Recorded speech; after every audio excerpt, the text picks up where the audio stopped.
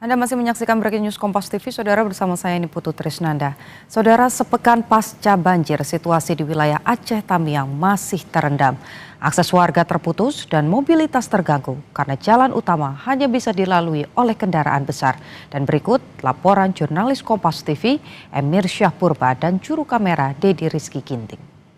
Ya saudara, pasca 1 minggu terjadinya banjir bandang hingga saat ini jalan penghubung Medan Aceh masih terputus dikarenakan adanya genangan banjir setinggi 1,5 meter yang menggenangi jalan lintas penghubung. Adapun saat ini saudara, saya berada di Kecamatan Kejuruan Muda, Kabupaten Aceh Tamiang yang hingga saat ini aksesnya masih terputus saudara. Dapat Anda saksikan di belakang saya ini merupakan genangan banjir yang hanya dapat dilalui oleh truk-truk besar.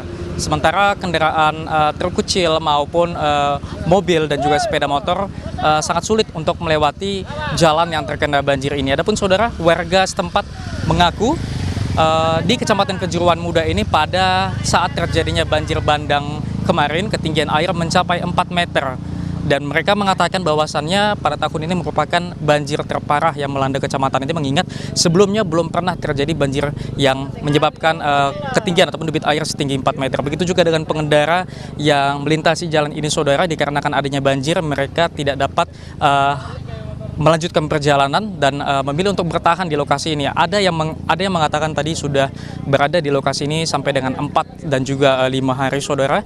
Mereka mengaku saat ini sangat terbatas dengan kebutuhan logistik sehingga mereka sangat mengharapkan adanya bantuan berupa bahan makanan maupun makanan siap santap, karena di sini juga sangat terbatas akses untuk mendapatkan makanan maupun bahan-bahan makanan. Begitu juga saudara, sampai dengan saat ini di Kecamatan Kejuruan Muda ini masih sulit jaringan internet sehingga pengendara maupun warga sangat khawatir tidak bisa menghubungi keluarga ataupun sanak saudara baik yang berada di lokasi yang tidak terkena bencana maupun di lokasi yang saat ini masih terkena bencana.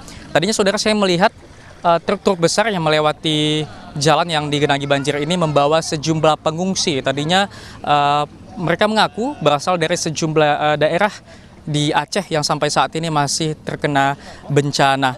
Dan saudara, saat saya mengabarkan saat ini ketinggian air di sini adalah 1 meter lebih, sehingga kendaraan yang kami bawa juga tidak bisa melanjutkan perjalanan dan harus menunggu debit air ataupun banjir yang menggenangi jalan ini berangsur surut. Emir Syahpurba, Dedi Rizky Ginting, Kompas TV, Aceh. Saudara, visual yang Anda saksikan ini merupakan visual di kawasan Aceh Tamiang, Aceh. Di mana kalau tadi berdasarkan laporan dari jurnalis Kompas TV disampaikan bahwa banyak akses yang masih terputus karena masih digenangi oleh banjir.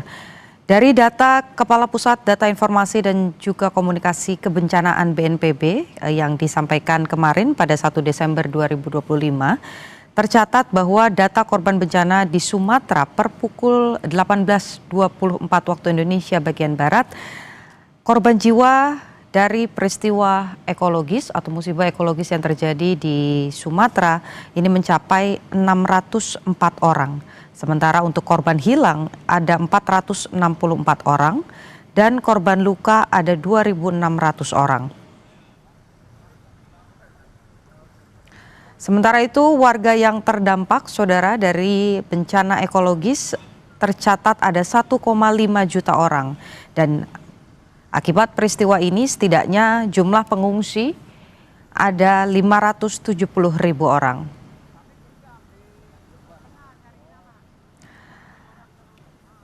Adapun rincian korban jiwa di Aceh saudara sebanyak 173 orang. Sementara korban hilang ada 204 dan korban luka ada 1.800 orang. Data ini merupakan data dari BNPB yang dirilis pada hari Senin 1 Desember 2025.